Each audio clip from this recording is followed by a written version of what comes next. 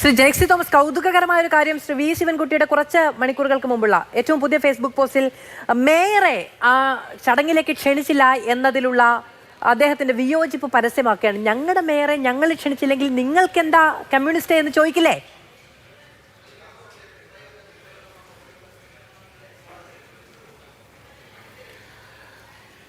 അത് മേയറെ സംബന്ധിച്ചുള്ള വാർത്തകൾ ഇപ്പോൾ നമ്മളുടെ പബ്ലിക് ഡൊമൈന് മുമ്പിൽ പല മാധ്യമങ്ങളുടേതായി നമ്മുടെ മുമ്പിൽ പ്രത്യക്ഷപ്പെടുന്നുണ്ട്. ഞാനിപ്പോൾ ആ കാര്യത്തിലേക്ക് വരിക തന്നെ ചെയ്യാം.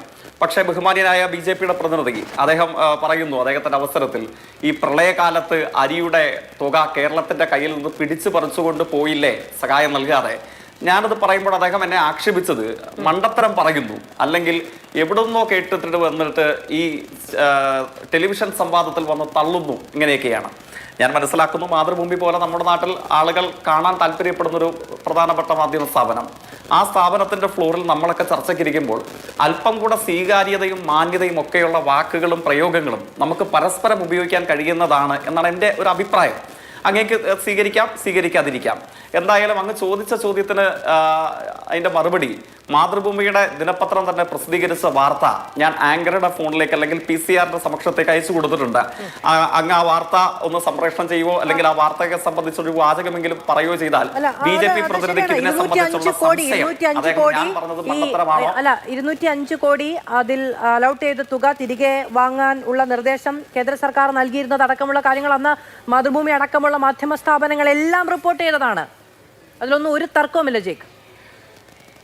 യെസ്, ഞാൻ അതിനകത്ത് അപ്പൊ BJP പ്രതിനിധിയുടെ ആശങ്കകൾക്ക് ഞാൻ അങ്ങ് മണ്ടത്തരം പറഞ്ഞെന്ന് ഞാൻ പറയില്ല കേട്ടോ. കാരണം ഞാൻ രാഷ്ട്രീയം പഠിച്ചത് അങ്ങയുടെ സ്കൂളിൽ നിന്നല്ല എന്നുള്ളത് കൊണ്ടായിരിക്കാം. പക്ഷെ മാതൃഭൂമിയുടെ വാർത്തയുടെ ആദ്യ വാചകം പ്രേക്ഷകർ നിർബന്ധമായും ഓർമ്മിക്കേണ്ടതായിട്ടുണ്ട്. കാരണം എന്താണ്? മാതൃഭൂമിയുടെ രാജ്യതലസ്ഥാനത്ത് ന്യൂഡൽഹിയിൽ നിന്നുള്ള വാർത്താ സംഘം റിപ്പോർട്ട് ചെയ്യുന്നു, the central government has issued an ultimatum to the Kerala government warning of action over non-payment of rupees 205.81 crore for the rice allotted as flood relief during 2018-19. If the state fails to settle the amount, the center will recoup the amount from SDRF. അതായത് 2018-19 പ്രളയകാലയളവിൽ കേരളത്തിന് അരി നൽകിയവ പ്രളയബാധിതർക്കായിട്ടുള്ള മലയാളികൾക്ക് അരി നൽകിയ വകയിലെ 205.81 കോടി രൂപ union government കേരളത്തോട് പിടിച്ചു പറിക്കാൻ ശ്രമിക്കുന്നു. അത് നൽകിയില്ലെങ്കിൽ എന്താണ് അൾട്ടിമാറ്റം എന്ന് മാതൃഭൂമിയുടെ രാജ്യതലസ്ഥാനത്ത് ന്യൂഡൽഹിയിലെ വാർത്താ സംഘം റിപ്പോർട്ട് ചെയ്യുന്ന വാർത്തയുടെ പ്രധാനപ്പെട്ട വാചകം എന്താണ്? ഈ പൈസ കേരളം നൽകിയില്ലെങ്കിൽ, ഏത് നമ്മൾ പ്രളയത്തിൽ ദുരന്തം അനുഭവിച്ച മലയാളികൾക്ക് അരി കൊടുത്ത വകയിലുള്ള 205.81 കോടി കേരളത്തിലെ ഗവൺമെന്റ് നൽകിയില്ലെങ്കിൽ നമ്മുടെ SDRF ഫണ്ടിൽ നിന്ന് അത് പിടിച്ചെടുക്കും. അല്ലേ? ഇവരാരാ? ഇവർ പിടിച്ചു പറയുന്ന സംഘമാണോ? നമ്മുടെ നാട്ടിൽ ഈ യൂണിയൻ ഗവൺമെന്റ് പ്രവർത്തിക്കുന്നത് എങ്ങനെയാണ്? എന്റെയും ആങ്കറുടെയും ചർച്ചയിലിരിക്കുന്ന ആളുകളുമൊക്കെ ഇറച്ചിയും പാലും മുട്ടയും മീനും പച്ചക്കറിയും ഫലവ്യഞ്ജനവും വാങ്ങിക്കുമ്പോൾ നമ്മൾ കൊടുക്കുന്ന നികുതി, ആ നമ്മുടെ വിയർപ്പിപ്പ്, ആ വിയർപ്പിപ്പിന്റെ ഓഹരിയാണ് നമ്മൾ ചോദിക്കുന്നത്. അല്ലാതെ ഒരു RSS നേതാവിന്റെ തറവാട്ടിൽ അയാളുടെ കാരണവർ അധ്വാനിച്ചുണ്ടാക്കിയ സ്വത്തിന്റെ വിഹിതമല്ല മലയാളി ചോദിക്കുന്നത്. അത് പറയുമ്പോഴോ അത് ആന്ധ്രയ്ക്ക് നൽകും, തമിഴ്നാടിന് നൽകും, സിക്കിമിന് നൽകും, UP-ക്ക് നൽകും, പ്രയാഗ്രാജിന് നൽകും. പക്ഷെയോ വയനാട് ഉൾക്കൊള്ളുന്ന കേരളത്തിന് അണാ പൈസ നൽകില്ല. ഇങ്ങോട്ടേക്ക് അരി കൊടുത്തയച്ചാൽ, ഇങ്ങോട്ടേക്ക് കുടിവെള്ളം കൊടുത്തയച്ചാൽ, ഇങ്ങോട്ടേക്ക് പുറപ്പെടുന്ന വിമാനത്തിൽ ഇന്ധനം ഒഴിച്ചാൽ അതിന്റെ പണം മര്യാദയ്ക്ക് തന്നില്ലെങ്കിൽ SDRF എന്ന് പറയുന്ന കേരളത്തിന്റെ പോക്കറ്റിൽ നിന്ന് പിടിച്ചു പറിച്ചുകൊണ്ട് പോകും. ഇത് കാണിക്കുന്നത് ശുദ്ധ മര്യാദകേടല്ലേ? എന്തുകൊണ്ട് ഇത് കാണിക്കുന്നു? ഈ ചോദ്യമാണ് ഉയർന്നു വരുന്നത്. അപ്പൊ പറയുകയാണ് ഇത് മണ്ടത്തരമാണെന്ന്. ഇത് മണ്ടത്തരമാണെങ്കിൽ കേരളത്തിലെ മഹാഭൂരിപക്ഷം ജനങ്ങൾ ആ മണ്ടത്തരം പറയുന്നുണ്ട്. അതുകൊണ്ടാണ് ജനാധിപത്യ രാഷ്ട്രീയത്തിന്റെ ഏഴയലത്തേക്ക് ഇപ്പോഴും സംഘപരിവാരത്തെ അടുപ്പിക്കാത്ത സംസ്ഥാന രാഷ്ട്രീയ മണ്ഡലമാക്കിയിട്ട് ഇപ്പോഴും കേരളം നിലനിൽക്കുന്നത്. ഇത് പറയുമ്പോഴോ എന്നിട്ട് ഞാൻ എത്ര കാര്യങ്ങളെ സംബന്ധിച്ച് പറഞ്ഞു. എയിംസിനെ കുറിച്ചും അതിവേഗ റെയിലിനെ കുറിച്ചും ഒന്നും പറഞ്ഞത് ഞാനല്ല. അങ്ങയേക്കാൾ വലിയ അങ്ങയുടെ രാഷ്ട്രീയം ഉയർത്തിപ്പിടിക്കുന്ന നേതാക്കന്മാർ തൃശ്ശൂരും ആലപ്പുഴയിലും തിരുവനന്തപുരത്തും മാറി മാറി പൊതുയോഗം നടത്തി സംവാദങ്ങളിൽ പങ്കെടുത്ത് കേരളത്തിലെ ജനങ്ങളോട് പറയുന്ന വാചാടോപമാണ്, പച്ച നുണയാണ്. അതിനെക്കുറിച്ച് ഓർമ്മിപ്പിച്ചതാണ്. ഓർമ്മിപ്പിക്കുമ്പോൾ അങ്ങേക്ക് പൊള്ളലുണ്ടാവുക സ്വാഭാവികം. പക്ഷെയോ ഇന്ത്യയുടെ മറ്റു സംസ്ഥാനങ്ങൾക്ക് കിട്ടുന്നത് എന്തുകൊണ്ട് കേരളത്തിന് കിട്ടുന്നില്ല എന്നുള്ളത് ഉള്ളുനൊന്ത പ്രതിഷേധത്തോടു കൂടെ മലയാളി ചോദിച്ചുകൊണ്ടേയിരിക്കും. അതുകൊണ്ടാണ് പറഞ്ഞത് ഞങ്ങൾ ഈ ഭൂപടത്തിന്റെ ഭാഗമല്ലേ എന്ന് ചോദിക്കേണ്ട അന്തരീക്ഷം ഉണ്ടാകുന്നത്. അതുകൊണ്ടാണ് ഇപ്പോഴും ചെയ്യുകയല്ലേ.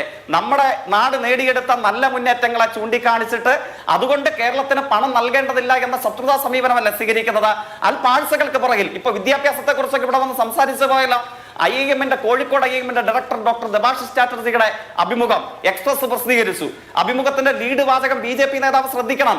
നിങ്ങൾ ഇൻഡോർ നഗരസഭയാക്കി തിരുവനന്തപുരത്തെ മാറ്റുമെന്നല്ല നിങ്ങൾ പറഞ്ഞത്. എന്താ ഇന്ത്യയുടെ ഇതര സംസ്ഥാനങ്ങളും കേരളവും തമ്മിലുള്ള താരതമ്യം? CPM-കാരനല്ലാത്ത ഇടതുപക്ഷാഭിമുഖ്യം തെല്ലുമില്ലാത്ത ദബാഷിസ് ചാറ്റർജിയുടെ അഭിമുഖത്തിലെ ലീഡ് വാചകം അദ്ദേഹം പറയുന്നത് don't try to confuse me, education system of Kerala shall be compared with northern Europe എന്നാണ്. അതിന്റെ ഹെഡിങ് അതാണ്. എന്താണ് പറയുന്നത്? ഇന്ത്യയിലെ ഏറ്റവും പ്രൗഢഗംഭീര വിദ്യാഭ്യാസ സ്ഥാപനമായ IIM-ന്റെ കോഴിക്കോട് ഡയറക്ടർ പറയുകയാണ് കേരളത്തിന്റെ വിദ്യാഭ്യാസ രംഗം സമീകരിക്കേണ്ടത് തുലനം ചെയ്യേണ്ടത് യൂറോപ്പുമായിട്ടാണെന്നുള്ളത്. ആ നേട്ടം നേടിയെടുത്ത സ്കൂൾ ഡ്രോപ്പ് ഔട്ട് റേറ്റില് യൂറോപ്പിനോട് കടപിടിക്കാൻ കഴിയുന്ന മികവ്, അതോടൊപ്പം തന്നെ അന്തർദേശീയ നിലവാരത്തിലുള്ള വിദ്യാഭ്യാസ രംഗം, ഇതൊക്കെ നേടിയെടുത്ത കേരളത്തിനാണ് എന്ത് നൽകുന്നത്? SSIയുടെ ഫണ്ട് നൽകില്ല, ഇവിടുത്തെ സ്കൂളുകൾ കുട്ടിച്ചോറാക്കും എന്നിവർ പ്രഖ്യാപിക്കുന്നത് ഇല്ലേ? കർഷകർക്ക് കിട്ടിയതായിട്ട് 2020 മുതൽ കിട്ടിയിട്ടില്ല. ശരി ജിതിൻ, ഇത് നോക്കൂ, അങ്ങ് ഈ ഞാൻ കോൺഗ്രസ് പ്രതിനിധിക്ക് മുമ്പ് മറുപടി പറഞ്ഞിരുന്നില്ല. കോൺഗ്രസ് പ്രതിനിധിയുടെ മുമ്പ് മറുപടി പറഞ്ഞില്ല. വർഗീയതയ്ക്കെതിരെയുള്ള മതനിരപേക്ഷ രാഷ്ട്രീയം നമ്മളെല്ലാവരും ഉയർത്തിപ്പിടിക്കണം കോൺഗ്രസ് നേതാവേ, ഒരു സംശയവുമില്ല. പക്ഷേ ഗോൾവൽക്കറുടെ ചിത്രം കാണുമ്പോൾ മുട്ടിലെഴഞ്ഞ് മൗദൂദിയുടെ മടിയിൽ കിടന്നിട്ടല്ല വർഗീയതയ്ക്കെതിരെ പ്രസംഗിക്കേണ്ടത്, വർഗീയതയ്ക്കെതിരെ പ്രവർത്തിക്കേണ്ടത്. വർഗീയവാദികളായിട്ടുള്ള സകല അലവലാദികൾക്കെതിരെയും അതിശക്തമായ നിലപാട് സ്വീകരിക്കണം, മതനിരപേക്ഷത ഉയർത്തിപ്പിടിക്കണം. മൗദൂദിയുടെ മടിയിൽ കിടന്ന് ഗോൾവൽക്കറുടെ ചിത്രത്തിന് നിലവിളക്ക് കൊളുത്തിയിട്ടാവരുത് ഈ കാര്യങ്ങൾ ഇവിടെ വന്ന് സംസാരിക്കേണ്ടത്. ദേശീയവാദത്തെ കുറിച്ച് കൂടെ അങ്ങ് പറഞ്ഞല്ലോ, ഒറ്റ വാദം അതുകൂടെ പറഞ്ഞ് അവസാനിപ്പിക്കുകയാണ്. ഈ NHAI national highway authority of India തുറന്നു വെച്ച ആഫീസ് അടച്ചുപൂട്ടി ഇവിടെ നിന്ന് വണ്ടി വിട്ടിരുന്നു. അങ്ങയുടെ നേതാവ് ഇവിടെ മുഖ്യമന്ത്രിയായിരുന്ന സമയത്ത് ഇവിടെ ഒരു ചുക്കും നടക്കില്ല എന്ന് പറഞ്ഞിരുന്നു. 6000 കോടി സ്ഥലം ഏറ്റെടുപ്പിന് അങ്ങോട്ട് കൊടുത്തിട്ടാണ് ഒരാളുടെയും കണ്ണീർ വീഴാത്ത ദേശീയപാത കേരളത്തിൽ യാഥാർത്ഥ്യമായി. ശരി, ഞാൻ ഇടപെടുകയാണ്. ശരി.